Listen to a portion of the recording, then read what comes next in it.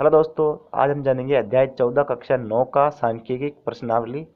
सबसे पहले इसका मतलब हम जानते हैं कि इसको क्या कहते हैं, क्या मतलब होता है। तो इसकी ये परिभाषा है, अर्धपूर्ण सूचनाएं उपलब्ध कराने से संबंधित अध्ययन गणित की एक शाखा है। शाखा में किया जाता है जिसे हम सांख्यिकी कहते हैं। अपनी मूल भाषा में जो हम कहते हैं इसका मतलब यही है कि हमारे दैनिक जीवन में हम जो भी आंकड़े एकत्रित करते हैं उनका जो सांख्यिकी होता है वही सांख्यिकी कहलाते हैं, आंकड़े ही सांख्यिकी कहलाते हैं। तो दोस्तों यहाँ पर आंकड़े का मतलब क्या होता है ये भी हम समझ लेते हैं। आंकड़े का मतलब होता है जैसे मैंने यहाँ पर उदाहरण दे रखा है, कक्षा में विद्यार्थियों की संख्या। ये भी एक प्रकार से आंकड़े हैं दोस्तों। और दूसरा जो उदाहरण दे रखा है यहाँ पर मार्कशीट दे रखा है। मार्कशीट में हमें अलग अलग विषयों में जो भी अंक प्राप्त होते हैं वो भी आंकड़ा ही है दोस्तों। तो सब अब हम शुरू करते हैं प्रश्नावली 14.1 का पहला सवाल। उन आंकड़ों के 5 उदाहरण दीजिए जिन्हें हम अपने दैनिक जीवन में एकत्रित कर सकते हैं। तो दोस्तों सबसे पहला आंकड़ा मैंने दिया है यहाँ पर, विद्यालयों में बच्चों की संख्या। ये भी एक प्रकार से आंकड़ा ही है। और विद्यालय में पेड़ों की संख्या, ये भी एक प्रकार से आंकड़ा है। विद्यालयों में वोटों की संख्या, ये भी एक प्रकार से आंकड़े है। मोबाइल से राज्य की जनसंख्या, ये भी एक प्रकार से आंकड़े ही है। हमारे गांव में पोलों की संख्या या बिजली का बिल, जो भी आप लिखना चाहते हैं वो लिख सकते हैं। ये 5 हमने उदाहरण आपको दिए हैं। तो अब इसका यही उत्तर होगा कि हमें अपने दैनिक जीवन में जो भी आंकड़े हैं वे एकत्रित करने हैं। क्या हम अपने दैनिक जीवन में क्या क्या आंकड़े देखते हैं, जो भी संख्या की हम जिसे भी संख्या को एकत्रित करते हैं और आंकड़ों में बताते हैं, उन्हीं के बारे में ये प्रश्न पूछ रहा है। तो दोस्तों इसी का दूसरा प्रश्न है कि हमें का दूसरा प्रश्न है दोस्तों, ऊपर दिए गए प्रश्न एक के आंकड़ों को प्राथमिक आंकड़ों या गौण आंकड़ों में वर्गीकृत कीजिए।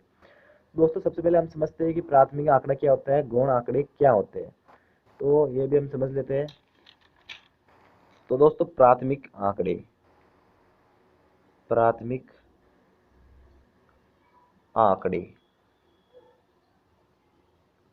दोस्तों प्राथमिक आंकड़े का मतलब जो ये होता है कि हम जो अपने दैनिक जीवन में जो हम खुद खुद से जो भी आंकड़े एकत्रित कर सकते हैं, जैसे हम अपने मकान के अंदर जितने भी पेड़ है उनकी गिनती हम खुद कर सकते हैं, वे भी एक प्राथमिक आंकड़े हैं।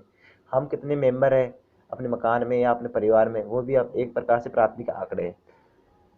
जो भी हम खुद जो भी आंकड़े एकत्रित कर सकते हैं वे प्राथमिक आंकड़े कहलाते हैं।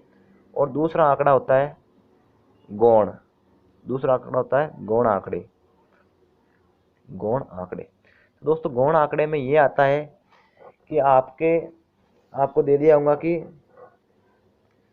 आपको ये दे दिया है कि इंटरनेट से हम जो भी संख्या प्राप्त करते हैं या राज्य की जनसंख्या या जिले की जनसंख्या, वो एक प्रकार से गौण आंकड़े जो हम खुद नहीं कर सकते, जो हम किसी सॉफ्टवेयर या किसी की सहायता से हम करते हैं, तो वो एक प्रकार से गौण आंकड़े कहलाते हैं। जैसे टेलीविजन की टेलीविजन से हम वोटों की संख्या प्राप्त करते हैं दूसरे राज्यों की या अपने राज्य खुद के राज्यों की, वो भी एक प्रकार से गौण आंकड़े हैं। तो दोस्तों इसको हम बताते हैं कि वो क्या क्या है, कौन सा आंकड़ा किस में आएगा।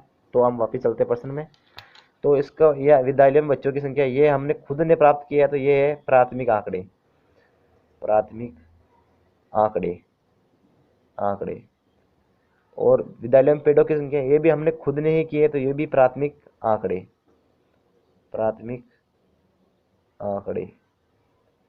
टेलीविजन में वोटों की संख्या, दोस्तों ये हमने खुद प्राप्त नहीं किया, ये हम टेलीविजन से प्राप्त करते हैं, ये कहलाते हैं गौण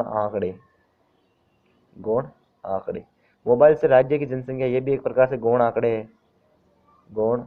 और हमारे गांव में पोलों की संख्या, ये हमने खुद नहीं गिन सकते गांव में पोलों की संख्या, ये है प्राथमिक आंकड़े।